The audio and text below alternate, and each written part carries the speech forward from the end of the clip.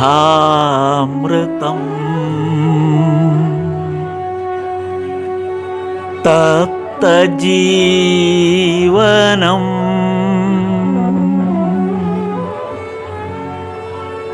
കവിഭിരീഡിതം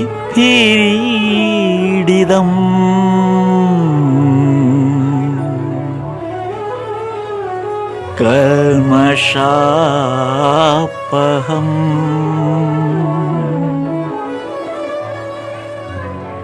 ശ്രവണമംഗളം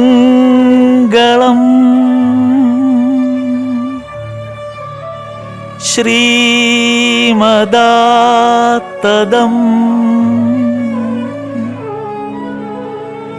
ഭുവി ഗൃണന്തി തേ ഭുരിത ജനാഃ ഭുവി ഗൃണന്തി തേ ഭുരിത ജനാഃ.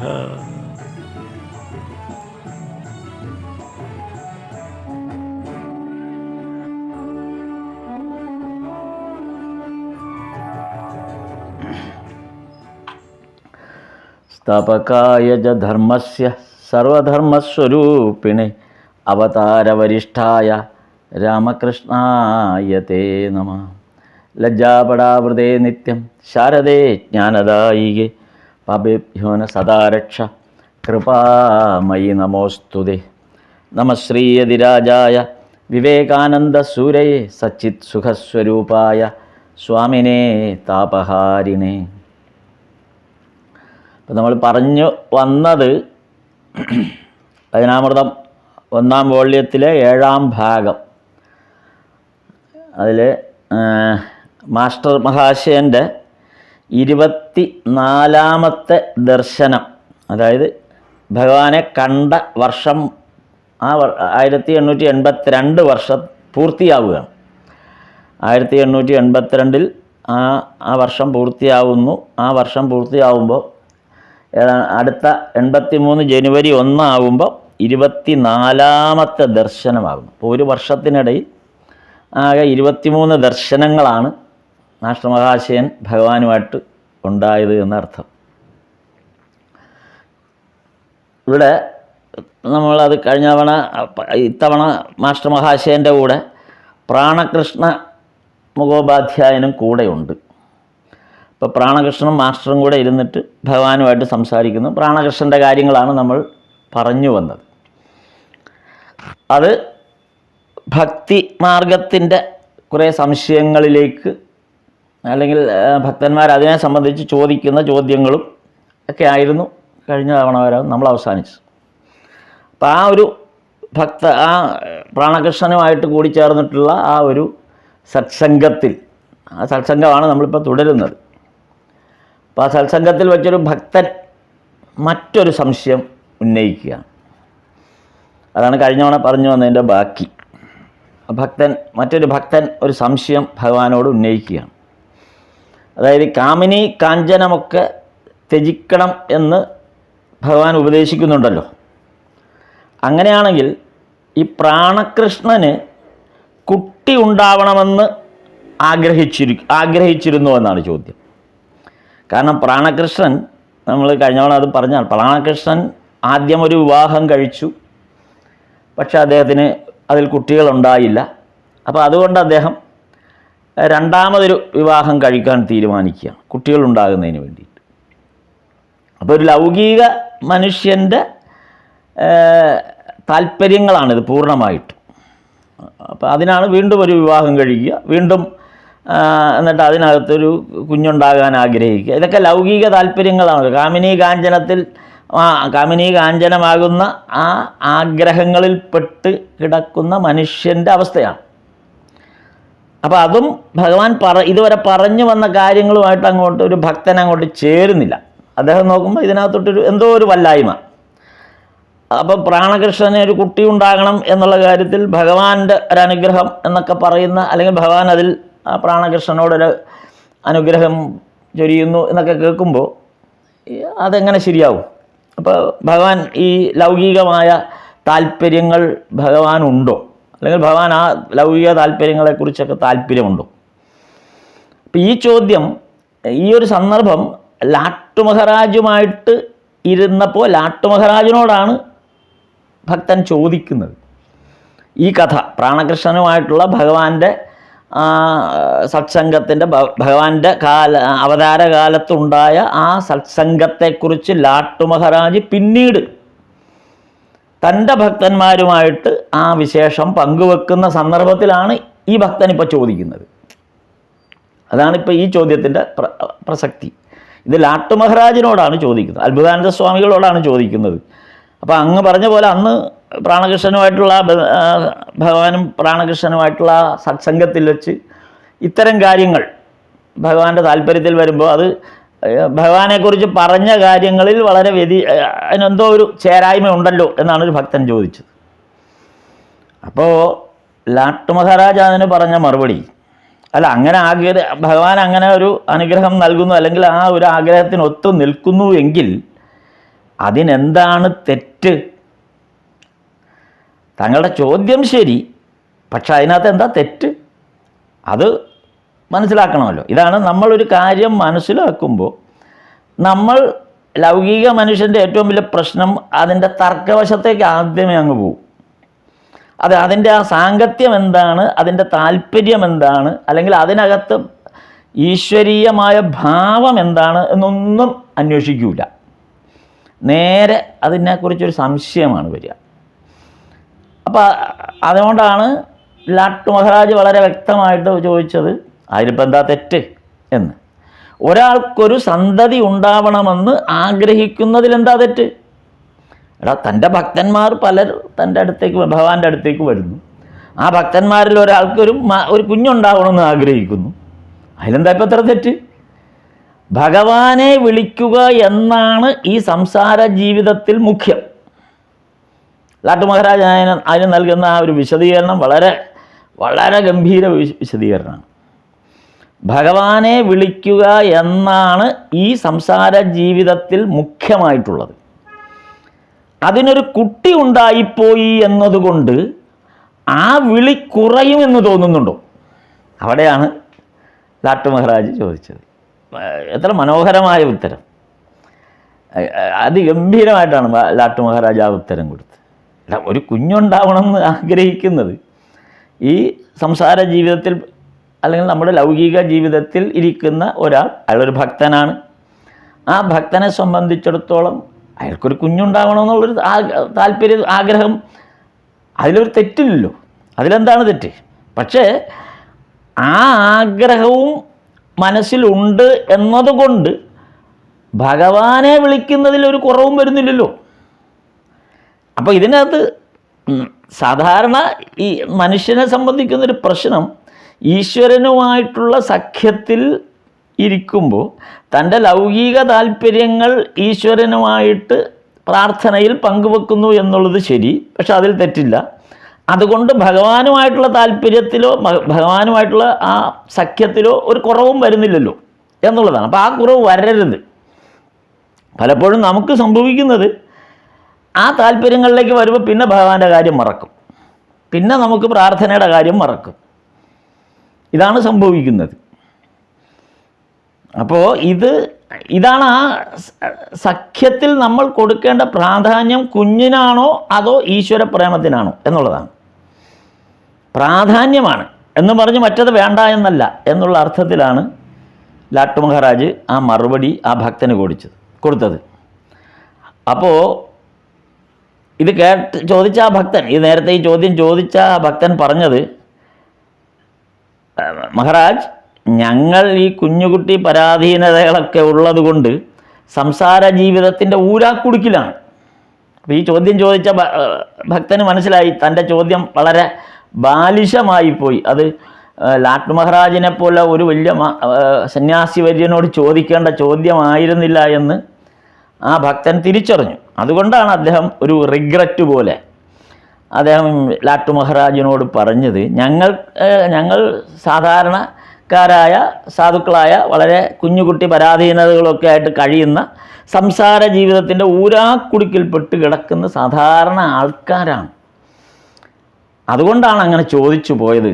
അത് അങ്ങ് ക്ഷമിക്കണം എന്നുള്ള മട്ടിൽ ആ ഭക്തൻ അതിന് ലാട്ടു മഹാരാജിനോട് ക്ഷമ പറഞ്ഞു. അപ്പോൾ ലാട്ടു മഹാരാജിന് ദേഷ്യം വന്നു. ഇവിടെയാണ് ലാട്ടു മഹാരാജിന്, അതാണ് ലാട്ടു മഹാരാജിൻ്റെ അടുത്ത് നമ്മൾ, അല്ലെങ്കിൽ ഈ സന്യാസി വൈദ്യന്മാരുമായിട്ട് സംസാരിക്കുമ്പോൾ നമ്മൾ വളരെ സൂക്ഷിക്കണം. നമ്മുടെ റിഗ്രറ്റൊന്നും അവരുടെ അടുത്ത് പ്രകടിപ്പിക്കേണ്ട ഒരു സാഹചര്യമല്ല ഉള്ളത്. അത് നമ്മുടെ ബോധമില്ലായ്മ കൊണ്ട് സംഭവിക്കുന്ന. അതുകൊണ്ടാണ് പെട്ടെന്ന് ആ ചോദ്യത്തെ ലാട്ടു മഹാരാജ് ദേഷ്യപ്പെട്ടില്ല. കാര്യം ആ ചോദ്യം ഭഗവാനെ കുറ്റപ്പെടുത്തുന്ന തരത്തിലുള്ളൊരു ചോദ്യമായിട്ട് കൂടി ലാട്ടു മഹാരാജന് അതിനകത്ത് ഒരു വിഷമവും തോന്നിയില്ല. അതിന് ഭംഗിയായി വളരെ വ്യക്തമായ ഉത്തരം ലാട്ടു മഹാരാജ് കൊടുത്തു. അതിന് ലാട്ടു മഹാരാജ് ദേഷ്യപ്പെട്ടൊന്നുമില്ല. പക്ഷേ രണ്ടാമത് പറഞ്ഞ ഈ കാര്യമുണ്ട്, അത് ഞങ്ങൾ ഈ കുഞ്ഞുകുട്ടി പരാധീനകളാണ്, അതുകൊണ്ട് ഞങ്ങൾക്ക് ഇതുപോലുള്ള ഇത് പറ്റിപ്പോയതാണ് എന്നുള്ള അത്. പക്ഷെ അത് ലാട്ടു മഹാരാജിനെ വല്ലാതെ ദേഷ്യപ്പെടുത്തിക്കണം, വല്ലാത്ത രോഷമുണ്ടാക്കി. എന്നിട്ട് ലാട്ടു മഹാരാജ് പെട്ടെന്ന് ഹോട്ട് ടെമ്പേർഡാണ്, പലപ്പോഴും പെട്ടെന്ന് ദേഷ്യം വരും. അപ്പോൾ ലാട്ടു മഹാരാജ് വളരെ ദേഷ്യത്തോട് പറഞ്ഞു, നിങ്ങളിങ്ങനെ രസിച്ചു മതിച്ചൊക്കെ നടന്നു, അതിനൊരു കുറവുമില്ല, അതൊന്നും കുറയ്ക്കരുത്. ഈ മതിച്ച് രസിച്ച് നടക്കുന്ന കാര്യത്തിലൊന്നും കുറയ്ക്കരുത്. ഈശ്വരനെ വിളിക്കാൻ പറയുമ്പോൾ അതിന് തടസ്സം കുഞ്ഞുകുട്ടി പരാധീനത, അവിടെയാണ് ദേഷ്യം. അത് നോക്കൂ, ഏത് പോയിന്റിലാണ് ലാട്ടു മഹാരാജ് ദേഷ്യപ്പെട്ടതെന്ന് മനസ്സിലായില്ല. ആ ഭക്തൻ്റെ ആ വൈകാരികമായ അംശത്തെ അല്ല ഇവിടെ ദേഷ്യപ്പെട്ടത്. അയാൾ പറഞ്ഞ വാക്കിനകത്തെ ഒരു വാക്കാണ് പ്രശ്നമായത്. ഏത്? കുഞ്ഞുകുട്ടി പരാധീനത. അപ്പം നമ്മൾ ഒരു എക്സ്ക്യൂസ് കൊണ്ടുവരികയാണ് അവിടെ. നമ്മൾ ഈശ്വരനെ ധ്യാനിക്കുന്നത്, നമുക്ക് ഈശ്വരനോട് എന്ത് തരത്തിലുള്ള സംശയവും ചോദിക്കാം, അല്ലെങ്കിൽ ഈശ്വരനെ ഏത് തരത്തിലും കുറ്റപ്പെടുത്താം, അല്ലെങ്കിൽ ഈശ്വരീയ ഭാവങ്ങളെ നമ്മൾ വളരെ വിമർശന ബുദ്ധിയോടുകൂടി സംസാരിക്കാം. ഇതൊന്നും ഈശ്വരീയ ഭാവത്തെ ഒട്ടും ബാധിക്കുന്ന ഒരു കാര്യമല്ല, ചെയ്യാൻ പാടില്ല എന്ന് പറയുന്നൊരു കാര്യമല്ല. അതാണല്ലോ ഇപ്പം യുക്തിവാദി സംഘങ്ങളോടോ ഒന്നും അങ്ങനെയുള്ള ആ ഇതുമായി ബന്ധപ്പെട്ട് അവരുയർത്തുന്ന ചോദ്യങ്ങളൊക്കെ ഉണ്ട്. അതിനോടൊന്നും ഒരിക്കലും ഈശ്വരൻ അതിനകത്തോ അല്ലെങ്കിൽ സന്യാസി വൈദ്യന്മാരോ മഹർഷിമാരോ ഉള്ള ആ തലത്തിൽ ഉയർന്ന ആർക്കും അവരോടൊന്നും ഒരു ദേഷ്യവും തോന്നില്ല. കാര്യം അതാകാം. പക്ഷേ എക്സ്ക്യൂസ് എന്ന് പറയുന്നൊരു സാധനമുണ്ട്. ഒരിക്കലും ഒരു സാധകൻ അല്ലെങ്കിൽ ഒരു ഭക്തന് പാടില്ലാത്ത ഒരു കാര്യമാണ് എക്സ്ക്യൂസ്. ഇന്ന കാരണം കൊണ്ട് എനിക്ക് ക്ഷേത്രത്തിൽ പോകാൻ പറ്റിയില്ല, അങ്ങനെ ഒരു സംഗതിയില്ല. നിങ്ങൾ ക്ഷേത്രത്തിൽ പോയില്ല എന്നുള്ളത് മാത്രമാണ്, അതിന് ഇന്ന കാരണം എന്ന് ഒരിക്കലും പറയാൻ പാടില്ല. അവിടെയാണ് സന്യാസി ശ്രേഷ്ഠന്മാരായ ലാട്ടു മഹാരാജിനെ പോലുള്ള സന്യാസി ശ്രേഷ്ഠന്മാർ, ഗുരുക്കന്മാർ നമ്മളോട് ദേഷ്യപ്പെടുന്നത്. നിങ്ങളതിന് എക്സ്ക്യൂസ് ഒന്നും പറയണ്ട. നിങ്ങൾ പോയില്ല എന്നുള്ളതാണ് ശരി, പോയില്ല, ഓക്കെ, നിങ്ങൾക്ക് പോകാൻ സൗകര്യപ്പെട്ടില്ല, വേണ്ട, അതിനൊരു എക്സ്ക്യൂസ് കൊണ്ടുവരരുത്. അല്ലെങ്കിൽ അത് നമ്മൾ തന്നെ നമ്മളോട് കാണിക്കുന്ന ആത്മവഞ്ചനയാണ്. അത് ഈശ്വരീയ സാധക ഭാവത്തിൽ അല്ലെങ്കിൽ നമ്മുടെ ആ ഭക്തി മാർഗത്തിൽ ഒരിക്കലും അനുഷ്ഠിക്കാൻ പാടില്ലാത്ത ഒരു വിചാരമാണത്, എക്സ്ക്യൂസ് എന്ന് പറയുന്നത്. അപ്പോൾ ഈശ്വരനെ വിളിക്കാൻ പറയുമ്പോൾ അതിന് തടസ്സം ഈ കുഞ്ഞുകുട്ടി പരാധീനത. അപ്പോൾ അതൊരു എക്സ്ക്യൂസായിട്ട് എടുക്കുക. കുട്ടികളുടെ ഹൃദയത്തിൽ എന്നിട്ട് ഭഗവാൻ പറയുന്ന, ഇനി നിങ്ങൾക്ക് ലാട്ടു മഹാരാജാന് അതിനൊരു സമാധാനവും പറഞ്ഞു കൊടുക്കുന്നുണ്ട്. അതാണ് ലാട്ടു മഹാരാജ വെറുതെ ദേഷ്യപ്പെട്ടത് മാത്രമല്ല, അതിനൊരു സമാധാനവും കൊടുത്തു. ഇതേ കുഞ്ഞുകുട്ടി പരാധീനതകൾ നിങ്ങൾക്ക് ചുറ്റിലും ഉണ്ട് എങ്കിൽ നിങ്ങൾ കുട്ടികളുടെ ഹൃദയത്തിൽ ഈശ്വരഭക്തി വളർത്തി കൊണ്ടുവരിക എന്ന ജോലിയല്ലേ നിങ്ങൾ ചെയ്യേണ്ടത്? അല്ലേ? നിങ്ങൾക്ക് ഒന്നിലധികമോ ഇഷ്ടം പോലെ കുട്ടികളുണ്ടായിക്കോട്ടെ, ആ കുട്ടികളുള്ളതുകൊണ്ട് നിങ്ങൾ ചെയ്യേണ്ടത് ആ കുട്ടികളിൽ ഈശ്വര ഭക്തി വളർത്തിക്കൊണ്ട് വരിക എന്ന ജോലിയല്ലേ നിങ്ങൾ ചെയ്യേണ്ടത്?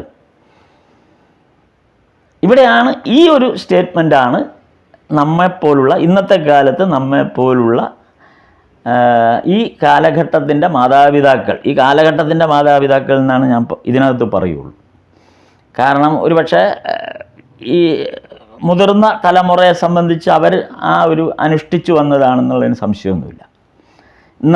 ഇന്ന് ഉള്ള ഏറ്റവും മുതിർന്ന തലമുറ. ആ മുതിർന്ന തലമുറ ആ കാര്യങ്ങൾ വളരെ മുമ്പ് അനുഷ്ഠിച്ചു വന്നിരുന്നതാണ്. ഒരു പഴയ ഇത്തരം കാര്യങ്ങളിൽ സംസാരിക്കുമ്പോൾ പറയും, പണ്ട് വൈകിട്ട് ഇത്ര നാമം ജപിച്ചില്ലെങ്കിൽ അന്ന് അത്താഴം കിട്ടില്ല, അമ്മ കൊടുക്കില്ല, അത്താഴം കൊടുക്കില്ല. അപ്പോൾ അച്ഛൻ ഇത് ഇങ്ങനെ ഇരുന്ന് കേൾക്കണം.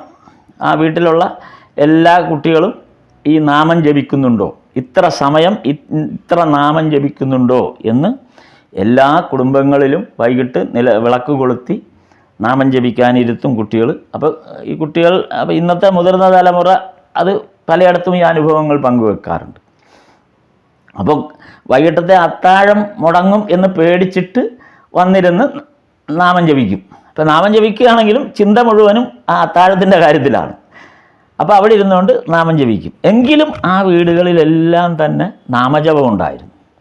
അത് ഈ കുട്ടികളെ ഈശ്വരീയ മാർഗത്തിൽ സഞ്ചരിക്കാനായിട്ട് അവരുടെ ഉപബോധ മനസ്സിലേക്ക് ഈശ്വരീയ ഭാവത്തെ കൊണ്ടുവരാൻ ഇത് സഹായകമായിരുന്നു. കുട്ടിക്കാലത്ത് അതൊരു അറിവില്ലായ്മ കൊണ്ടുള്ള തമാശയായിരുന്നെങ്കിൽ പോലും വളർന്നു വരുന്ന മനസ്സിലേക്ക് ആ ഒരു ഈശ്വരീയ ചിന്ത വളർന്നു വരാൻ അത് വളരെ സഹായകമായിരുന്നു എന്നുള്ളതിന് യാതൊരു സംശയമില്ല. ആ മനസ്സിൻ്റെ പരിശുദ്ധി ഈ നാമജപത്തിലൂടെ ഈ അത്താഴത്തിന് വേണ്ടി, ഭക്ഷണത്തിന് വേണ്ടിയുള്ള താല്പര്യത്തിന് വേണ്ടിയാണെങ്കിൽ പോലും ആ നാമജപം മനസ്സിനെ എത്രമാത്രം ഭക്തി നിർഭരമാക്കുന്നുണ്ട്, അതിൻ്റെ ആ ഉപബോധ മനസ്സ് എത്രമാത്രം ഈശ്വരനുമായിട്ട് ബന്ധപ്പെടുന്നുണ്ട് എന്നുള്ളതിന് സംശയമൊന്നുമില്ല. ഈയിടെ ഞാനൊരു പ്രഭാഷണത്തിൽ കേട്ട കഥയാണ്. ആ പ്രഭാഷണത്തിൽ ഞാൻ കേട്ട കഥ, എനിക്കത് വളരെ ഇഷ്ടപ്പെട്ടു. ആ കഥ അത് പറയുന്ന ഒരു മുത്തശ്ശൻ തൻ്റെ കൊച്ചു മകനോട് പറഞ്ഞു, താഴത്തെ ആറ്റിൽ പോയിട്ട് കുറച്ച് വെള്ളം, ഒരു ബക്കറ്റിൽ വെള്ളം എടുത്തുകൊണ്ട് വാ എന്ന് പറഞ്ഞു. അപ്പോൾ ഇവിടെ മുകളിൽ വീട്ടിൽ കഴുകാനോ എന്തോ തുടയ്ക്കാനോ കഴുകാനോ വേണ്ടിയിട്ടാണ്. അപ്പോൾ വെള്ളം എടുത്തുകൊണ്ട് വാ എന്ന് പറഞ്ഞു. അപ്പോൾ അതിന് വേണ്ടിയിട്ട് ഒരു ബക്കറ്റ് എടുത്തു കൊടുത്തു. ആ ബക്കറ്റും കൊണ്ടങ്ങ് പോയി. ഈ കുട്ടി ആറ്റിൽ പോയിട്ട് ബക്കറ്റിൽ വെള്ളം കോരി ഈ വീട്ടിലേക്ക് തിരിച്ചു വന്നപ്പോൾ ഈ ബക്കറ്റ് ദ്വാരമുള്ളതായിരുന്നു. അപ്പോൾ വീട്ടിലെത്തിയപ്പോഴേക്കും കോരിക്കൊണ്ടുവന്ന ബക്കറ്റിലെ വെള്ളത്തിൻ്റെ പകുതി കൂടുതലും അങ്ങ് പോയി. അപ്പോൾ വളരെ ഇവിടെ യഥാർത്ഥത്തിൽ ആ ബക്കറ്റിലെ വെള്ളം കിട്ടിയില്ല. അപ്പോൾ ഇവിടെ വരുമ്പോൾ ബക്കറ്റിലെ വെള്ളം ഇല്ല. അപ്പോൾ ഈ മുത്തശ്ശൻ കുഞ്ഞിനോട് പറഞ്ഞു, നീ ഒന്നുകൂടെ പോയി വീണ്ടും വേഗം കൊണ്ടുപോവാ. അപ്പോൾ വേഗം കൊണ്ടുവരുമ്പം അത് ചോർച്ച കുറയും, അപ്പോൾ ആവശ്യത്തിന് ഇവിടെ കിട്ടും എന്ന് പറഞ്ഞു. ഈ പാവം കുട്ടി വീണ്ടും ഓടി ആറ്റിൽ പോയി വെള്ളം കോരും. ഓടി, ആ കുഞ്ഞിന് ഓടാവുന്ന അത്രയല്ലേ ഓടാൻ പറ്റൂ. ഓടി ഇവിടെ വരും. വന്നിട്ടും വലിയ പ്രയോജനമൊന്നും ഉണ്ടായില്ല. വീണ്ടും ആ വെള്ളം പാഴായിപ്പോയി. അത് വെച്ചാൽ വെള്ളം നിന്നില്ല, വരണ വഴിയിലൊക്കെ വെള്ളം ചോർന്നു പോയി. ഇങ്ങനെ പല ആവർത്തി ആ കുഞ്ഞിനെ ഓടിച്ചു. ഒരാവർത്തി പോലും ഈ ബക്കറ്റിൽ വെള്ളം ഈ പറഞ്ഞ സ്ഥലത്ത് വേണ്ടത്ര രീതിയിൽ എത്തിയതുമില്ല. അവസാനം ഈ കുഞ്ഞിന് തന്നെ വിഷമായി. അപ്പോൾ കുഞ്ഞ് മുത്തശ്ശനോട് പറഞ്ഞു, മുത്തശ്ശ, ഞാൻ ഇങ്ങനെ കിടന്ന് ഓടിയിട്ട് എന്താ കാര്യം, ഇതിനകത്ത് വെള്ളം നിൽക്കില്ല, പിന്നെ ഞാൻ എന്തിനാണ് ഇങ്ങനെ ഓടുന്നത് എന്ന് ചോദിച്ചു. അപ്പം മുത്തശ്ശൻ ആ കുഞ്ഞിനോട് പറഞ്ഞ മറുപടിയാണ് നമ്മൾ ഈ അത്താഴത്തിന് വേണ്ടിയിരിക്കുന്ന നാമജപത്തിനുമായിട്ട് ബന്ധം. അതായത് മുത്തശ്ശൻ ആ കുഞ്ഞിനോട് പറഞ്ഞു, മോനെ, നീ ഈ ബക്കറ്റ് വെള്ളം കോരാനായിട്ട് ആദ്യം കൊണ്ടുപോകുമ്പോൾ ഈ ബക്കറ്റിൽ ഒരുപാട് അതിൻ്റെ അകത്തുമൊക്കെ ധാരാളം അഴുക്കുകൾ ഇരിപ്പുണ്ടായിരുന്നു. വെള്ളം എത്തിയില്ല എന്നുള്ളത് ശരി, അതായത് പർപ്പസ് നടന്നില്ല എന്നുള്ളത് ശരി. പക്ഷേ ഈ പലതവണ ആറ്റിൽ പോയി ഈ ബക്കറ്റ് മുക്കി വെള്ളം മുക്കി ഇപ്പോൾ ബക്കറ്റ് നോക്കാൻ പറഞ്ഞു. ആ ബക്കറ്റിനകം മുഴുവൻ ക്ലീനാണ്, നല്ല വെട്ടിത്തിളങ്ങുന്ന പോലെ ക്ലീനാണ്, പരിശുദ്ധമായ ബക്കറ്റാണത്. അപ്പോൾ അതിനകത്ത് ഒരു പൊടിയോ അഴുക്കോ ഇല്ല. കാരണം ഈ ഓരോ തവണ ആറ്റിൽ ഇത് മുക്കുമ്പോഴും ഈ ബക്കറ്റിൽ വെള്ളം വന്നിട്ട് അകവശം മുഴുവൻ ക്ലീനായി അത് ചോർന്നു പോകും. പക്ഷെ ബക്കറ്റ് ക്ലീനായി. ഇതാണ് നാമജപം കൊണ്ടുള്ള ഗുണം. നമ്മുടെ മനസ്സിലേക്കാണ് ഈ നാമജപം നിറയ്ക്കുന്നത്. അത് പല ആവർത്തി ആ നാമം എന്താണെന്നോ അതിൻ്റെ ആന്തരാർത്ഥം എന്താണെന്നോ ഒന്നും അറിയുന്നില്ല, അല്ലെങ്കിൽ ചിന്ത പോലും നിൽക്കുന്നില്ല. നാമം ജപിക്കുന്ന സമയത്ത് വേറെ പല ചിന്തകളാണ്. അടുപ്പിൽ അല്ല സ്റ്റൗ കത്തുന്നുണ്ടോ, പൈപ്പ് തുറന്നു കിടപ്പുണ്ടോ, ഗേറ്റ് തുറന്നു കിടപ്പുണ്ടോ, വാല് തുറന്നു കിടപ്പുണ്ടോ, ആരോ വരുന്നുണ്ടോ, ഇങ്ങനെ 100,000 ചിന്തകൾ. അല്ലെങ്കിൽ നാളെ ചെയ്യേണ്ട കാര്യം, ഇന്നലെ ചെയ്തിട്ട് അല്ലെങ്കിൽ ഇന്നലത്തെ എന്തെങ്കിലും വിഷമം പിടിച്ച കാര്യം, 100 കാര്യങ്ങളാണ് ഒരു നാമജപത്തിൻ്റെ ഇടയിൽ കയറി വരുന്നത്. അങ്ങനെ വന്നോട്ടെ, പക്ഷേ ഈ നാമം നാവിൽ ഇങ്ങനെ ഉരുവിട്ടുകൊണ്ടിരിക്കുന്നുണ്ട്. അതിങ്ങനെ ചോർന്നു പോകുന്ന വെള്ളം പോലെ ആ നാമം നാവിൽ നിന്ന് ചോർന്നു പൊയ്ക്കൊണ്ടിരിക്കുന്നുണ്ടെങ്കിലും ഈ നാമം നാവിൽ മാത്രമല്ല, അത് മനസ്സിലും കൂടെ നിറയുന്നുണ്ട്. അങ്ങനെ നമ്മുടെ മനസ്സ് ശുദ്ധമാകുന്നു. അതാണ് നാമജപം കൊണ്ടുള്ള ഗുണം എന്ന് പറഞ്ഞ പോലെയാണ്. അന്നത്തെ ആ വൈകുന്നേരത്തെ നമുക്ക് വൈകുന്നേരം അന്ന് അത്താഴത്തിന് കഞ്ഞിയാണെങ്കിൽ കൂടുതലും കഞ്ഞിയായിരിക്കും. ആ കഞ്ഞി കിട്ടാനുള്ള താല്പര്യം കൊണ്ട് കാരണവന്മാർ നമ്മളെ പിടിച്ചിരുത്തി നാമം ജപിച്ചുകൊണ്ടിരുന്നപ്പോൾ ആ നാമജപം നമ്മളെ കൂടുതൽ പരിശുദ്ധരാക്കി. അത് നമ്മളിൽ ആ നാമത്തിൻ്റെ അർത്ഥമൊന്നും അറിഞ്ഞില്ല. കുറെ കഴിഞ്ഞപ്പോൾ നമ്മൾ വലുതായി നാമം നിർത്തി, അത് പോട്ടെ. പക്ഷെ ആ പ്രക്രിയ കൊണ്ട് മനസ്സ് ശുദ്ധമായി പോയി. അപ്പോൾ ഇത് വളരെ മനോഹരമായ ഈ കഥ ഒരു മറ്റൊരു പ്രഭാഷണത്തിനിടയിൽ കേട്ടതാണ്. എനിക്കത് വളരെ ഹൃദയത്തിൽ അത് വളരെ എനിക്ക് വളരെ ഇഷ്ടപ്പെട്ടു. എനിക്ക് വളരെ സന്തോഷമായി തോന്നി അങ്ങനെ ഒരു കഥ, വളരെ നല്ല കഥ. അപ്പോൾ എന്ന് പറഞ്ഞ പോലെ ഇവിടെ ലാട്ടു മഹാരാജ് അത് തന്നെയാണ് പറഞ്ഞത്. ഈശ്വരഭക്തി വളർത്തിക്കൊണ്ടുവരിക എന്ന ജോലി നമ്മൾ ചെയ്യുമ്പോൾ ആ കുട്ടികളിൽ ഈശ്വരഭക്തി വളർത്തിക്കൊണ്ടുവരാൻ നമുക്ക് കഴിയണം. ആ കുഞ്ഞുകുട്ടി പരാധീനത നമുക്ക് ഈശ്വരനിലേക്ക് എത്താനുള്ള തടസ്സമല്ല. അങ്ങനെ നെഗറ്റീവായിട്ടല്ല ചിന്തിക്കേണ്ടത്. ഈ കുഞ്ഞുകുട്ടികളുള്ളത് കൊണ്ട് അവർക്കൂടി വേണ്ടി ഞാൻ ഈശ്വരനെ ചിന്തിക്കാൻ എനിക്ക് കൂടുതൽ സമയം കിട്ടുകയില്ല. അപ്പോൾ നമ്മളോ ചെയ്യുന്നില്ല, പക്ഷേ കുട്ടികളുള്ളപ്പോൾ അവരോട് പറയുമ്പോൾ അവർ ചെയ്യുമ്പോൾ പഴയ കാരണവന്മാർ, അതാണ് അന്നത്തെ കുട്ടികളായിരിക്കുന്നത് ഞാൻ ഉൾപ്പെടെ ഞങ്ങൾക്കും തോന്നിയിട്ടുണ്ട്. അമ്മാവൻ ഇത് പറയുമ്പോൾ അമ്മാവൻ അവിടെ കസേരയിൽ കാല് നീട്ടി മേളിലോട്ട് നോക്കിയിരിക്കുകയാണ്. അമ്മാവൻ നാമം ജപിക്കുന്നില്ല. ഞങ്ങളെ കൊണ്ട് ഈ നാമം മുഴുവൻ ജപിപ്പിക്കുകയും ചെയ്യുന്നു. അത് ഇത്ര ആവർത്തി ജപിപ്പിക്കുകയും ചെയ്യുന്നു എന്ന് പറയുമ്പോൾ അമ്മാവൻ എന്താ ചൊല്ലാത്തതെന്ന് നമ്മുടെ മനസ്സിൽ തോന്നും. അമ്മാവൻ എന്ത് സുഖം, നാമൊന്നും ജപിക്കണ്ട, ഇങ്ങനെ കാല് നീട്ടിയിരുന്നാൽ മതി, ഞങ്ങളെ കൊണ്ട് ഇങ്ങനെ ചൊല്ലിക്കുന്നല്ലോ എന്ന് അന്നത്തെ കുഞ്ഞുങ്ങളായ നമുക്ക് തോന്നിയിട്ടുണ്ടാകും. പക്ഷെ ഇന്ന് ആ ഒരു സിസ്റ്റം നമുക്കില്ല.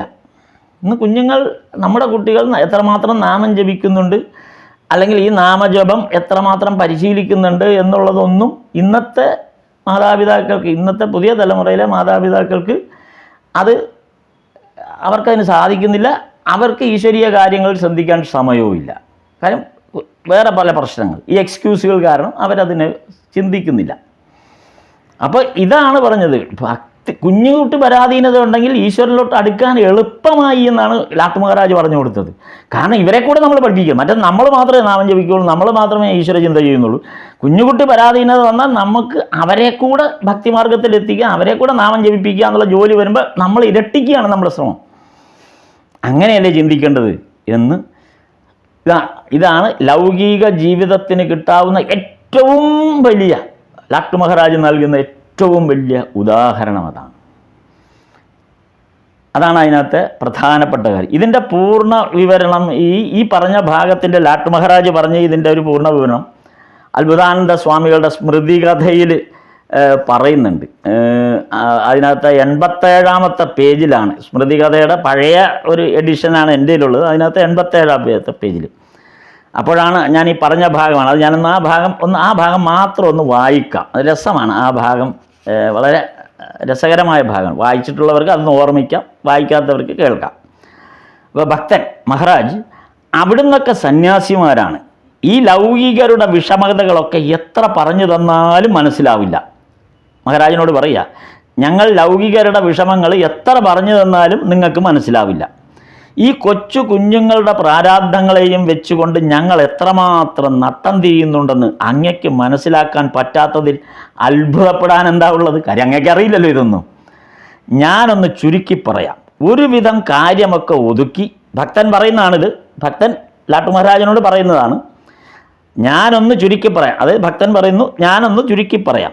ഒരുവിധം കാര്യമൊക്കെ ഒതുക്കി 2 നാമം ജപിക്കാമെന്ന് കരുതി നിലത്തൊന്നിരുന്നതേയുള്ളൂ. അതാ എത്തി ഒരു ചെക്കൻ വാവിട്ട് അലറിക്കൊണ്ട്, അച്ഛാ വിശന്നിട്ട് വയ്യേ. ഒരുത്തൻ കിടന്ന് അലറുക. ഗീത 2 ശ്ലോകം വായിക്കാനായി ഒരിടത്ത് സ്വസ്ഥമായി അപ്പോഴേക്കും വരുന്നു മറ്റൊരുത്തൻ്റെ പല്ലവി. അച്ഛാ ഈ പാഠമൊന്ന് പറഞ്ഞു തരൂ, എനിക്കിത് മനസ്സിലാകുന്നില്ല. അനങ്ങാതെ സ്വസ്ഥമായി കുറച്ച് കിടക്കാമെന്ന് വിചാരിച്ച് നടുവൊന്നും നിവർത്തിയില്ല. അപ്പോഴേക്കും എത്തി ഭാര്യ. ഈ കൊച്ചിനെ ഒന്ന് കുറച്ചു നേരം പിടിച്ചേ. രാത്രി സകലതും കഴിഞ്ഞ് കിടക്കയിലേക്കൊന്ന് ചാഞ്ഞ് ഉറക്കത്തിലേക്ക് കടന്ന് കിട്ടുമ്പോഴേക്കും കേൾക്കാം കൊച്ചു കുഞ്ഞിൻ്റെ ഒരു കരച്ചിൽ. അച്ഛാ, മൂത്രമൊഴിക്കണം. അവിടുന്ന് തന്നെ ഒന്ന് പറയണം, ഈ കണ്ട നൂലാമാലകളുടെ ഇടയിൽ കിടന്നുകൊണ്ട് ഭഗവാനെ വിളിക്കാൻ എത്രത്തോളം സാധ്യതയുണ്ട്? ഇതാണ് ഭക്തൻ ചോദിച്ചത്. ഭക്തൻ്റെ പ്രാരാബ്ധ വർണ്ണനയെല്ലാം കഴിഞ്ഞപ്പോൾ ലാട്ടു മഹാരാജ് പറഞ്ഞു, എടോ, തൻ്റെ വീടും തടിയൻ ബ്രാഹ്മണൻ്റെ വീടും, ഇവിടെ തടിയൻ ബ്രാഹ്മണൻ എന്ന് പറയുന്നത് പ്രാണകൃഷ്ണൻ. നമ്മൾ ഈ പ്രാണകൃഷ്ണ മുഖോപാധ്യായൻ്റെ കഥ പറഞ്ഞു. പ്രാണകൃഷ്ണനെയാണ് ഭഗവാൻ കളിയാക്കി തടിയൻ ബ്രാഹ്മണൻ എന്ന് വിളിക്കുന്നത്. അപ്പോൾ പ്രാണകൃഷ്ണനെയാണ് പറയുന്നത്. പ്രാരാബ്ധ വർണ്ണനയെല്ലാം കഴിഞ്ഞപ്പോൾ ലാട്ടു മഹാരാജ് പറഞ്ഞു, എടോ, തൻ്റെ വീടും തടിയൻ ബ്രാഹ്മണൻ്റെ വീടും രണ്ടും തമ്മിൽ വല്ല സാമ്യവുമുണ്ടോ? അയാൾ എന്തൊരു വലിയ ജമീന്ദാറിൻ്റെ മകനാണ്. ഈ ചോദിച്ച ഭക്തൻ ഒരു സാധാരണക്കാരനാണ്. പക്ഷേ ഈ പ്രാണകൃഷ്ണൻ എന്ന് പറഞ്ഞത് അതിസമ്പന്നനായ ഒരാളാണ്. അദ്ദേഹം വലിയൊരു ജമീന്ദാറിൻ്റെ മകനാണ്. ആ വീട്ടുകാർക്ക് സ്വത്ത് എന്തുമാത്രമാണുള്ളത്? അവർക്ക് ഈ കുഞ്ഞുങ്ങളെയും പിള്ളേരെയും വെച്ചുകൊണ്ടുള്ള സ്വൈരക്കേടുകളൊന്നും തന്നെ ഇല്ല. അതാണ് വലിയ വീട്ടിലെ ശ്രീരാമകൃഷ്ണദേവൻ പറയില്ലേ, വലിയ വീട്ടിലെ കുഞ്ഞുങ്ങളെ നോക്കാൻ അവിടുത്തെ ജോലിക്ക് നിൽക്കുന്ന ആയ അല്ലെങ്കിൽ ആ വീട്ടു ജോലിക്കാരി എപ്പോഴും പറയും, ഇത് എൻ്റെ കൃഷ്ണൻ, എൻ്റെ രാമൻ എന്നൊക്കെ ഈ കുട്ടികളെ പറയും. ആ വീട്ടിൽ നിൽക്കുന്നിടത്തോളം കാലം ആ വീട്ടിലിരിക്കുന്ന കുട്ടികളൊക്കെ എൻ്റെ എന്നുള്ള ബോധത്തോടു കൂടിയാണ് ആ ജോലിക്കാരി നിൽക്കുന്നത്. നാളെ ആ വീട്ടുടമ അവരെ പറഞ്ഞു വിട്ടാൽ അതോടെ എൻ്റെ രാമനെന്നും എൻ്റെ കൃഷ്ണനെന്നും പിന്നെ പറയാൻ പറ്റില്ല. അവിടെ ഇരിക്കുന്ന ഒരു പെട്ടി പോലും എടുത്തുകൊണ്ട് പോകാൻ പറ്റില്ല. ഒരു മോശം പെട്ടിയോ ഒരു സഞ്ചി പോലും കൊണ്ടുപോകാൻ പറ്റില്ല. ഇതാണ് ലൗകിക മനുഷ്യൻ്റെ ആയിട്ട് ഭഗവാൻ കൊടുക്കുന്നത്. അന്ന് പറഞ്ഞ പോലെ ഈ വലിയ വീട്ടിൽ, ഈ തടിയൻ ബ്രാഹ്മണൻ്റെ ഈ സമ്പന്നമായ വീട്ടിൽ ആ വീട്ടുകാർക്ക് ഈ കൊച്ചു കുഞ്ഞുങ്ങളെയും പിള്ളേരും വെച്ചുകൊണ്ടുള്ള സ്വൈരക്കേടുകളൊന്നും തന്നെ ഇല്ല. അത്തരം ആളുകളെ ഭഗവാൻ മാർഗത്തിലേക്ക് കൊണ്ടുവരുന്നതിന് ഠാക്കൂർ എടുത്ത കൗശലം നോക്കൂ. ഠാക്കൂർ ഈശ്വരൻ ശ്രീരാമകൃഷ്ണദേവൻ എടുത്ത ആ കൗശലമാണ് ഈ പ്രാണകൃഷ്ണന് കൊടുത്ത കുഞ്ഞ്. നോക്കൂ എത്ര കൃത്യമായിട്ടാണ് ലാട്ടു മഹാരാജൻ്റെ സമാധാനം പറഞ്ഞു. കുഞ്ഞില്ലാതിരുന്ന പ്രാണകൃഷ്ണന് കുഞ്ഞിനെ കൊടുത്തത് അതിനു വേണ്ടിയിട്ടാണ്. അതോടെ അയാളുടെ മനസ്സിൻ്റെ ഒരൊറ്റ വളച്ചിലാണ് നേരെ ഈശ്വരനിലേക്ക്. ആ കുഞ്ഞിനെ, അയാൾക്കൊരു കുഞ്ഞുണ്ടായതോടുകൂടി ആ മനസ്സൊരൊറ്റ വളച്ചിലാണ് നേരെ ഈശ്വരനിലേക്ക്. ഇതാണ് ലാട്ടു മഹാരാജ് ഈ പ്രാണകൃഷ്ണനെക്കുറിച്ചുള്ള തൻ്റെ കഥ പറഞ്ഞ കൂട്ടത്തിൽ അത് ഒരു ഭക്തനുമായിട്ട് പങ്കുവച്ചതാണ് ഈ ഭാഗം. ഇവിടെ പ്രധാനമായിട്ടും നമ്മുടെ വചനാമൃതത്തിൽ ആ ഭാഗത്തേക്ക് വരുമ്പോൾ ഭക്തിയും ഭാവനയ്ക്കും തമ്മിലുള്ള ബന്ധത്തെക്കുറിച്ചാണ് ശ്രീരാമകൃഷ്ണദേവൻ പ്രാണകൃഷ്ണനോട് പറയുന്നൊരു ഭാഗമുണ്ട്.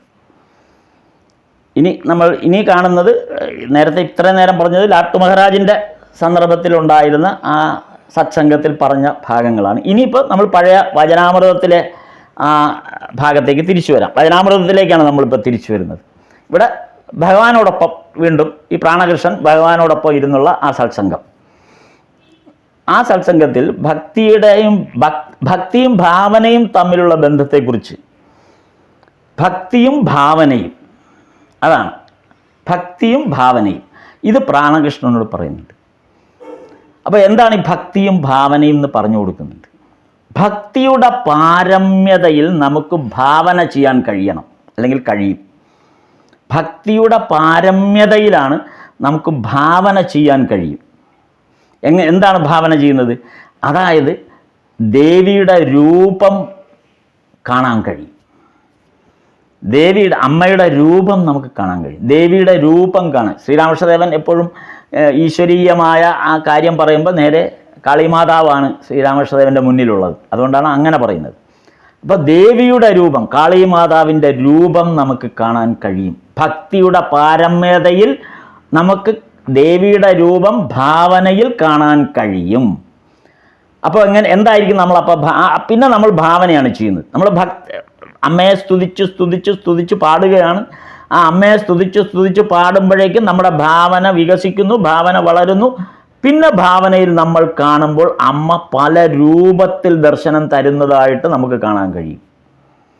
അമ്മ ചിലപ്പോൾ കാവി ഉടുത്തുകൊണ്ട്, കാവി നിറത്തിലുള്ള സാരി, ചുവന്ന നിറത്തിലുള്ള സാരി ഉടുത്തുകൊണ്ട് വരുന്നതായിട്ട് നമ്മൾ കാണും. ചിലപ്പോൾ തട്ടമിട്ട ഒരു പെൺകുട്ടിയെ പോലെ നമ്മൾ ഭാവന ചെയ്യും. അല്ലെങ്കിൽ ആ കൂടെ തുള്ളിച്ചാടി നടക്കുന്ന ഒരു പെൺകുട്ടിയായിട്ട് കാണും. ഗോലാത്മയുടെ കഥ പറഞ്ഞപ്പോൾ നമ്മളത് കണ്ടതാണ്. ഗോലാത്മ എപ്പോഴും ഭഗവാൻ ശ്രീകൃഷ്ണനെ ഭാവന ചെയ്ത് ഭഗവാൻ കൂടെ കളിച്ച് നടക്കുക. ഒരു കുഞ്ഞായിട്ട് കൂടെ കളിച്ച് നടക്കുന്നു. കുറൂരമ്മ ഭഗവാനെ ഭജിച്ച് ഉണ്ണികൃഷ്ണൻ കുറൂരമ്മയുടെ കൂടെ കളിച്ച് നടക്കുക. കണ്ടിടത്തൊക്കെ കയറുക, വഴക്കുണ്ടാക്കുക, കുറൂരമ്മ അടിക്കുക, വഴക്കുണ്ടാക്കുക. ആ ഭാവനയാണത്. ആ ഭാവനയിൽ ഭഗവത് സാക്ഷാത്കാരം വരുന്നതിനെക്കുറിച്ചാണ്. അപ്പോൾ ഭക്തിയുടെ ഒരു പാരമ്യമായ അവസ്ഥയാണ് ഈ ഭാവന.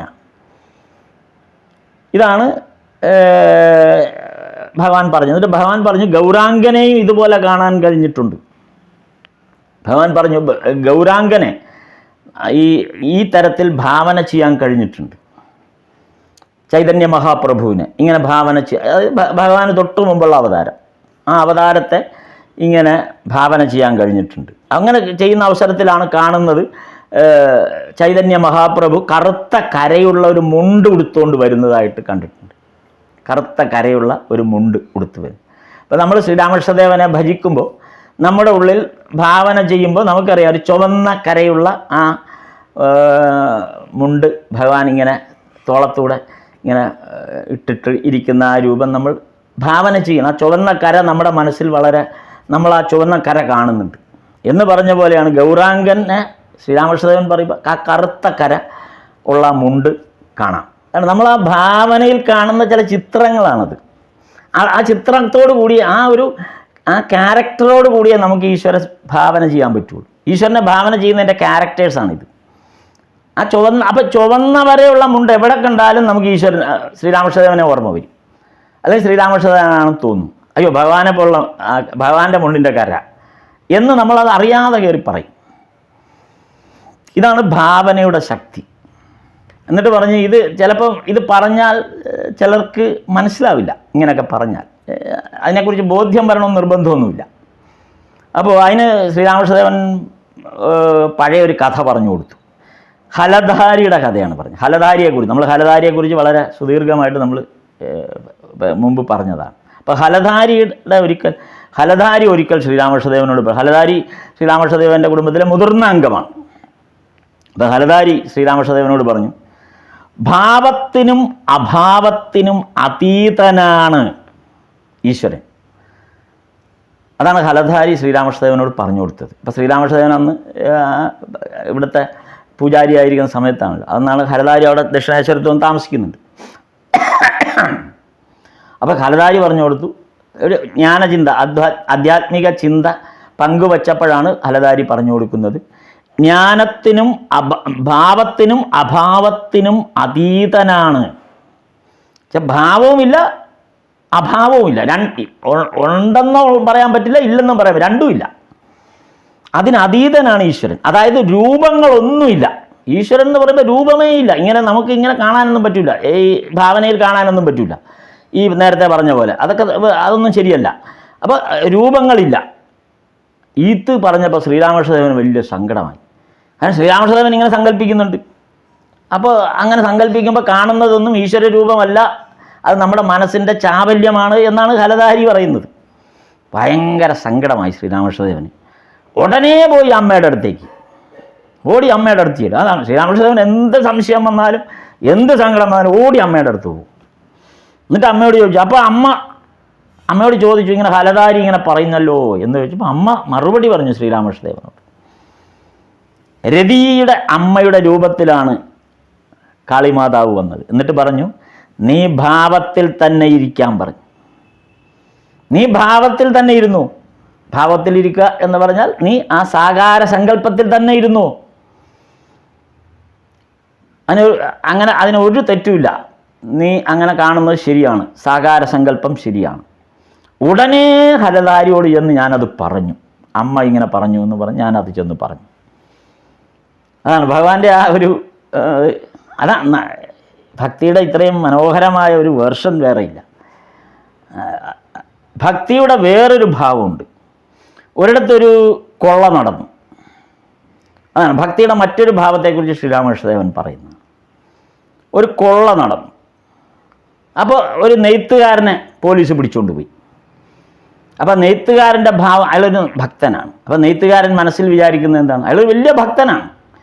അപ്പോൾ അയാളെയാണ് പോലീസുകാർ പിടിച്ചുകൊണ്ട് പോയത്. അപ്പോൾ അയാൾക്കൊരു വലിയ കഷ്ടപ്പാടാണ് വന്നത്. ആ വളരെ സാത്വികനായ ആ ഭക്തനായ പാവപ്പെട്ട ആ ഭക്തനായ നെയ്ത്തുകാരൻ സ്വാഭാവികമായിട്ട് നമ്മളൊക്കെ എന്ത് ചെയ്യും? എന്നെ ഈ ഈശ്വരാധീനം ഇല്ലാതായ പോലെ എന്ത് കഷ്ടകാലമാണ് എനിക്ക് സംഭവിച്ചത്, എന്നെ പോലീസ് പിടിച്ചല്ലോ എന്നൊക്കെ ആയിരിക്കും നെഗറ്റീവ് തോട്ടാണ് നമ്മളിൽ ആദ്യം വരിക. ഇവിടെ ഈ നെയ്ത്തുകാരന് തോന്നിയത് എന്താണ്? നെയ്ത്തുകാരൻ പറഞ്ഞത് എന്താണ്? പോലീസുകാർ പിടിച്ചുകൊണ്ട് പോയി, അത് രാമൻ്റെ ഇച്ഛയാണ്. രാമനാണ് ആ ഇച്ഛിച്ചത് എന്നെ പിടിച്ചുകൊണ്ട് പോകണമെന്ന്. കൊള്ള അങ്ങനെ നടന്നിട്ടുണ്ടെങ്കിൽ അത് രാമൻ്റെ ഇച്ഛയാണ്. രാമൻ്റെ ഇച്ഛ പ്രകാരമാണ് കൊള്ള നടന്നത്. അതേ രാമൻ്റെ ഇച്ഛ കൊണ്ടാണ് എന്നെ പോലീസ് പിടിച്ചത്. പിന്നെ പോലീസ് അവിടെ ചെന്ന് ജഡ്ജിക്ക് മജിസ്ട്രേറ്റിൻ്റെ മുമ്പിൽ കൊണ്ട് ഹാജരാക്കിയപ്പോൾ മജിസ്ട്രേറ്റിന് മനസ്സിലായി ഇയാളൊരു പാവപ്പെട്ട മനുഷ്യനാണ്, ഇയാൾ കള്ളത്തരം ചെയ്തിട്ടില്ല എന്ന്. അപ്പോൾ അയാളെ വെറുതെ വിട്ടു. അപ്പോൾ പറഞ്ഞു, എന്നെ ഈ രാമൻ്റെ ഇച്ഛ കൊണ്ട് എന്നെ വെറുതെ വിടുകയും ചെയ്തു. എല്ലാം രാമനാണ് എന്നെ ചെയ്തത്. എന്നെ പിടിച്ചുകൊണ്ട് പോയതും എന്നെ കൊണ്ട് ജയിലിലിട്ടതും എന്നെ കൊണ്ട് മജിസ്ട്രേറ്റിൻ്റെ മുമ്പിൽ നിർത്തിയതും മജിസ്ട്രേറ്റ് മറ്റേത് പറഞ്ഞു, എല്ലാം രാമനാണ്. എത്ര മനോഹര! ഇതിൽ പരം എങ്ങനെ ഒരു ഭക്തിയുടെ ഭാവം നമുക്ക് കാണാൻ പറ്റും എന്നാണ് പറഞ്ഞത്. ശ്രീരാമകൃഷ്ണദേവൻ പറഞ്ഞ ആ ഒരു ഭക്തിയുടെ ഒരു ഭാവത്തെക്കുറിച്ചാണ് പിന്നെ പറഞ്ഞത്. അതാണ് കുറെ കൂടെ ടച്ചിങ് ആയിട്ടുള്ളൊരു ഭാഗം കൂടെ അതിനകത്ത്. ഇത് വചനാമൃതത്തിലുള്ളതാണ്, ഈ നമ്മൾ ഈ വായിക്കുന്ന ഭാഗത്തുള്ളതാണ്. ഇതല്ല ഈ പറയുന്നതല്ല. പിന്നെ പറയുന്ന അതാണ് ഏറ്റവും ടച്ചിങ് ആണ്. തവള പാമ്പ് പിടിക്കാൻ വരുമ്പോൾ രാമനെ വിളിച്ചാണ് കാര്യം. ക്രോം റാം റാം റാം എന്നുള്ള ഈ തവളയുടെ കരച്ചിൽ രാമ രാമ രാമ എന്നാണെന്നാണ് പറയുന്നത്. അപ്പോൾ ഈ രാമൻ അറിയാതെ കാട്ടിൽ വെച്ച് ഈ വില്ലിങ്ങനെ തറയിൽ ഊന്നി നിൽക്കുന്ന സമയത്ത് ഈ കരച്ചിൽ കരച്ചിൽ കേൾക്കുന്നില്ല. കരച്ചിൽ കേട്ടില്ല. ഇങ്ങനെ വില്ലിൻ്റെ അടിയിൽ ഈ തവള പെട്ടുപോയി. അപ്പോൾ ഈ വില്ലിൻ്റെ അടിയിൽപ്പെട്ടയും ചതഞ്ഞ് ചാകാറായി. പക്ഷെ തവള മിണ്ടുന്നില്ല. ഈ വേദന മുഴുവൻ സഹിച്ച് ആ വില്ലിൻ്റെ അടിയിൽ തവള ഇങ്ങനെ ഇരിക്കുകയാണ്. പെട്ടെന്നാണ് രാമൻ വില്ലിൻ്റെ അടിയിൽ എന്തോ ഉണ്ടല്ലോ എന്നുള്ള ധാരണയിൽ രാമൻ താഴേക്ക് നോക്കിയപ്പോൾ പാവ ഒരു പോക്കാച്ചി തവള ചതഞ്ഞ ആ വില്ലിൻ്റെ അടിയിലിരിക്കുന്നു. അപ്പോൾ രാമൻ ചോദിച്ചു, നിനക്കൊന്ന് കരയാൻ പാടില്ലേ, നീ എന്താ കരയാഞ്ഞേ എന്ന് ചോദിച്ചപ്പോൾ പറഞ്ഞു, രാമ, എൻ്റെ എല്ലാ ദുഃഖങ്ങളിലും ഞാൻ രാമ രാമ എന്നല്ലേ വിളിക്കാറ്. അതേ രാമൻ്റെ വില്ല് എൻ്റെ നേരത്ത് ചതഞ്ഞ് കയറുമ്പോൾ ഞാൻ പിന്നെ ആരെയാ വിളിക്കുക? വല്ലാത്തൊരു ഒരു ഭക്തി ഇതാണ് അല്ലേ? ഇതേ ബാലിയുടെ കാര്യത്തിലും ഇതേ സന്ദർഭം വരുന്നുണ്ട്. ബാലിവധം എന്ന് പറയും. ബാലിവധമല്ലത്, ശരിക്കും ബാലിക്ക് അത് മോക്ഷം നൽകുന്നതാണ് അവിടെ. അപ്പോൾ ബാലിയും അത് തന്നെയാണ് പറയുന്നത്. മനസ്സിൽ ഭഗവാൻ മാത്രമേ ഉള്ളൂ. അതേ ഭഗവാന്റെ അമ്പുകളാണ് എന്നെ എഴുതിടുമ്പോൾ ഞാൻ ആരെയാണ് പിന്നെ പ്രാർത്ഥിക്കുക? അപ്പോൾ ആ വേദന ഞാൻ ഏറ്റുവാങ്ങും. അപ്പോൾ തവളയെപ്പോലെ ആ ഏറ്റുവാങ്ങലാണ്. അത് ഭക്തിയിലോ ഈശ്വരനുള്ള സ്നേഹത്തിലോ ഒരംശം പോലും കുറയുന്നില്ല. ആ വ്യഥകളിൽ, ആ വിഷമങ്ങളിൽ, ആ ജീവിത പ്രതിസന്ധികളിലൊന്നും ഭക്തി വർദ്ധിക്കുകയാണ് ചെയ്യുന്നത്. കാരണം എൻ്റെ ഈശ്വരൻ എനിക്ക് തന്ന ഈ വേദന. അത് ഈ മധ്യ തിരുവിതാംകൂറിലൊരു പണ്ടൊരു സാധു കൊച്ചുകുഞ്ഞുപദേശി ഉണ്ടായിരുന്നു. വളരെ സാത്വികനായൊരു മനുഷ്യനാണ്. മുമ്പ് ഞാനത് പറഞ്ഞിട്ടുണ്ടെന്ന്. കൊച്ചുകുഞ്ഞു ഉപദേശി സ്വയം കൃതികൾ എഴുതുകയല്ല, അദ്ദേഹത്തിൻ്റെ വായിൽ ഈശ്വരഗാനങ്ങൾ വരികയാണ്, ഭക്തിഗാനങ്ങൾ ഉണ്ടാവുകയാണ് ചെയ്യുന്നത്. എന്നിട്ട് കൊച്ചുകുഞ്ഞു ഉപദേശി അതിങ്ങനെ പാടിക്കൊണ്ട് നടക്കും.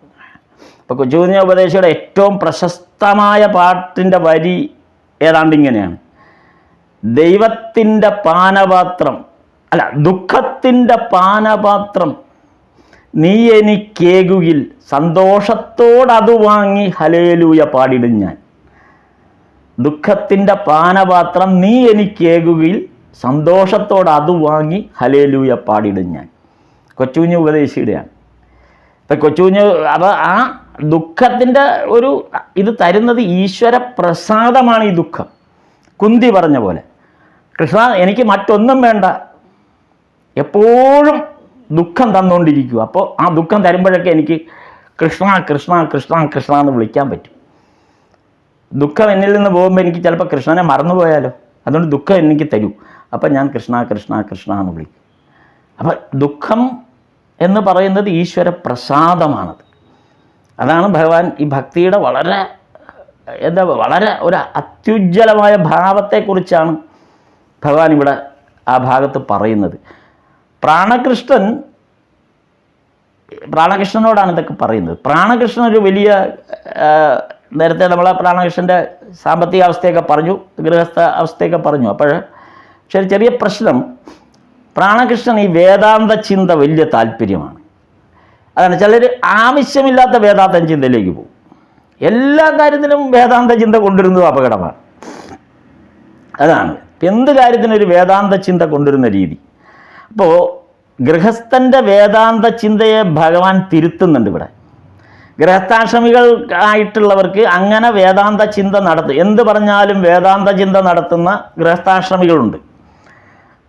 അതേസമയം അവർ ആ വേദാന്ത ചിന്തകൾക്ക് അനുസരിച്ചുള്ളൊരു ജീവിതാവസ്ഥയിലൊന്നും അല്ല പ്രവർത്തിക്കുന്നതെങ്കിലും വേദാന്ത ചിന്തയുണ്ട്, അല്ലെങ്കിൽ അത് പ്രസംഗിക്കുകയോ വർത്തമാനം പറയുകയോ ചെയ്യുമ്പോൾ അതുണ്ട്.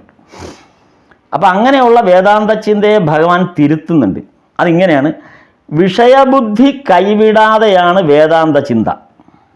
ഗൃഹസ്ഥൻ്റെ വേദാന്ത ചിന്തയുടെ ഒരു പ്രത്യേകത ഭഗവാൻ പറയുന്നത്, ഗൃഹസ്ഥൻ്റെ വേദാന്ത ചിന്ത എന്ന് പറയുന്നത് വിഷയബുദ്ധി കൈവിട്ടിട്ടില്ല. ഈ വിഷയബുദ്ധിയെ പിടിച്ചുകൊണ്ടാണ് വേദാന്ത ചിന്ത നടത്തുന്നത്. ആ ആധ്യാത്മചിന്ത കപടതയാണ്. അങ്ങനെയുള്ളൊരു ഇത് പ്രാണകൃഷ്ണന് കൊടുക്കുന്ന ഉപദേശമാണ്. ആ ആധ്യാത്മചിന്ത കപടതയാണ്. അതുകൊണ്ട് ആദ്യം പോയി വിഷയബുദ്ധി ഉപേക്ഷിക്കണം. ആദ്യം അതാണ് വേണ്ടത്. വേദാന്തമൊക്കെ അവിടെ ഇരുന്നോട്ടെ, അതൊക്കെ പിന്നെ നമുക്ക് പറയാം. പക്ഷെ ആദ്യം പോയി വിഷയബുദ്ധി ഉപേക്ഷിക്കുക, എങ്കിലേ ആത്മബോധമുണ്ടാവുകയുള്ളൂ. ആത്മബോധം ഉണ്ടായാൽ മാത്രമേ ആധ്യാത്മിക വഴിയിൽ സഞ്ചരിക്കാൻ പറ്റുള്ളൂ. അതിനേറ്റവും നല്ലത് സരളത കൈവിടാതിരിക്കുക. പ്രാണകൃഷ്ണന് കൊടുക്കുന്ന ഉപദേശമാണ് സരളത കൈവിടാതിരിക്കുക. അതുമാത്രമാണ് ആത്മബോധം ഉണ്ടാകാനുള്ള ഏറ്റവും വലിയ, ആധ്യാത്മിക വഴിയിൽ സഞ്ചരിക്കാൻ ആത്മബോധം ഉണ്ടാകാനുള്ള ഏറ്റവും എളുപ്പമായ മാർഗം ഈ വേദാന്ത ചിന്തയൊന്നുമല്ല, മറിച്ച് സരളത, ജീവിതത്തിൽ സരളത കൈവിടാതിരിക്കുക എന്നുള്ളതാണ്. ലൗകിക കർമ്മങ്ങൾ ചെയ്യുമ്പോൾ ഒറ്റ കാര്യം ചെയ്താൽ മതി. പ്രാണകൃഷ്ണനോട് ഭഗവാൻ കുറച്ചുകൂടെ വ്യക്തമാക്കി കൊടുത്തു, ലൗകിക കർമ്മങ്ങൾ ചെയ്യുമ്പോൾ ഒറ്റ കാര്യം ചെയ്താൽ മതി, സത്യം മാത്രം പറഞ്ഞാൽ മതി. ഈ സരളത എന്ന് പറഞ്ഞതിൻ്റെ ഒറ്റ വാക്കിതാണ്. ഏറ്റവും സരളമായ ഒരു കാര്യം സത്യം പറയുക എന്നുള്ളതാണ്. സത്യം മാത്രമേ പറയൂ, തല പോയാലും സത്യം മാത്രമേ പറയൂ. പ്രാണകൃഷ്ണനോട് നൽകിയ ഉപദേശമാണ് സത്യം പറയുക എന്ന്. ഈ സത്യം പറയുക ഭഗവാൻ അതിൻ്റെ ആ പറഞ്ഞതിന് തൊട്ടടുത്ത് പറയുന്നതാണ് ഏറ്റവും മഹത്തായ ഒരു വാചകം. സത്യം, ഈ കലിയുഗത്തിൽ സത്യം പറയുക എന്നത് തപസ്സിന് തുല്യമാണ്. തപസ്സിന് തുല്യമാണ്. ഇപ്പം ത്രേതായുഗത്തിലോ ദ്വാപരയുഗത്തിലോ അതിനു മുമ്പ് കൃതയുഗത്തിലോ ഒക്കെ ജീവിതം മുഴുവനും തപസ്സനുഷ്ഠിക്കേണ്ടി വന്നിട്ടുണ്ട്. അതിന് തുല്യമാണ് കലിയുഗത്തിൽ ആ തപസ്സിന് അത്രയും വലിയ തപസ്സിന് തുല്യമാണ് ഒരാൾ തൻ്റെ ജീവിതകാലത്തിൽ സത്യം മാത്രം പറയുക എന്നുള്ളത്. അത് വലിയൊരു തപസ്സാണെന്നാണ് പറഞ്ഞത്. നിസ്സാരമല്ല അത്. കള്ളം പറയാതിരിക്കുക, അസത്യം പറയാതിരിക്കുക, അത് നിസ്സാരപ്പെട്ട ഒരു കാര്യമൊന്നുമല്ല. അത് ആ ഒരു ജീവിതം സ്വീകരിക്കുക എന്ന് പറയുന്നത് വളരെ ബുദ്ധിമുട്ടുള്ള കാര്യമാണ്. കോടാനുകോടി ജനങ്ങളിൽ ഒരാൾക്ക് പോലും ചിലപ്പോൾ സാധ്യമാകില്ല. അതാണ് ആ തപസ്സിൻ്റെ ശക്തി. സത്യം മാത്രം പറയുക, അതാണ് തപസ്. ഈ തപസ് ജീവിതത്തിൽ ഒരു പരിധി വരെയെങ്കിലും തൻ്റെ ജീവിത മാർഗത്തിൽ അനുഷ്ഠിച്ച നമുക്കെല്ലാവർക്കും അറിയുന്ന ഒരു വ്യക്തിയാണ് മഹാത്മാഗാന്ധി. ജീവിതത്തിൽ ഉടനീളം സത്യത്തെ മുറുകെ പിടിക്കുക എന്നുള്ള ഒരു ഭാവം മഹാത്മാഗാന്ധി അനുഷ്ഠിച്ചിരുന്നു എന്നാണ്. അതുകൊണ്ടാണ് അദ്ദേഹം തൻ്റെ ആത്മകഥയ്ക്ക് എൻ്റെ സത്യാന്വേഷണ പരീക്ഷകൾ എന്ന് പേരിട്ടത്. സത്യത്തെ തേടിയുള്ള യാത്രയായിരുന്നു മഹാത്മാഗാന്ധിയുടെ. അതുകൊണ്ടാണ് ബ്രിട്ടീഷ് സാമ്രാജ്യത്തിനെതിരെയുള്ള യുദ്ധത്തിൽ ആയുധങ്ങളില്ലാതെ, എന്തിന്, ഒരു മേൽമുണ്ട് പോലുമില്ലാതെ, ധരിക്കുന്നതിന് മേൽമുണ്ട് പോലുമില്ലാതെ കാൽനടയായി ഒരു ജനതയെ മുഴുവൻ സ്വാതന്ത്ര്യത്തിലേക്ക് നയിക്കുന്നതിന് ഒരു സന്യാസിയെ പോലെ ജീവിതം കൈവരിച്ച ഒരു വ്യക്തിത്വമാണ് മഹാത്മാഗാന്ധി. അതുകൊണ്ടാണ് നമ്മൾ അദ്ദേഹത്തെ മഹാത്മാ എന്ന് ചേർത്ത് വിളിക്കുന്നത്. അപ്പോൾ ആ സത്യാന്വേഷണം, ആ സത്യമാണ് ഏറ്റവും വലിയ തപസ്. ഇതാണ് ശ്രീരാമകൃഷ്ണദേവൻ പ്രാണകൃഷ്ണന് പറഞ്ഞു കൊടുത്തത്. സത്യം പറയുക, മറ്റൊന്നും ചെയ്യണ്ട, സത്യം മാത്രം പറയുകയുള്ളൂ എന്നൊരു തീരുമാനമെടുത്താൽ അതാണ് ജീവിതത്തിൽ ഏറ്റവും വലിയ തപസ് എന്നാണ് പറയുന്നത്. ഇതാണ് പെട്ടെന്ന് ഇന്ന് സമയം 8 മണിയിലേക്ക് വിചാരിച്ചാലും പറയാവുന്ന അത്ര എത്തിയില്ല. പ്രാണകൃഷ്ണൻ്റെ ആ ഭാഗങ്ങൾ മുഴുവൻ എത്തുന്നതിന് മുമ്പ് തന്നെ പെട്ടെന്ന് സമയം 8 മണിയായി.